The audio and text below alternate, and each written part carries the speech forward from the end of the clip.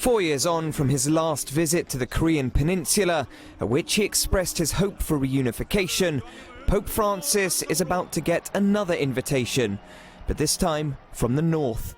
Jong Un is said to be keen for what would be the first ever trip by a pontiff to the hermit state. Reuters correspondent Phil Pulela is at the Vatican. It's a bit of a long shot right now. However, the Pope is already agreed to go to Japan next year. So there would be nothing stopping him from going to Japan and then making a stop in South Korea and then dipping in to North Korea just for a day. I don't think that would be so surprising.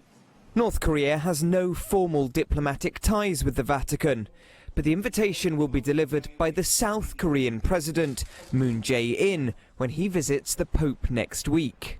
When he meets with Pope Francis, he will convey Chairman Kim Jong Un's message that he will ardently welcome him if he visits Pyongyang. The move by Kim Jong Un is the latest aimed at highlighting growing peace efforts between the two Koreas. Recently, both began dismantling landmines along the border. US Secretary of State Mike Pompeo announced after weekend talks in Pyongyang that North Korea is now ready to allow international inspectors in to visit nuclear and missile test sites. The regime is one of the most repressive states in the world, but guarantees freedom of religion in its constitution. The handful of churches that do exist, though, are tightly controlled.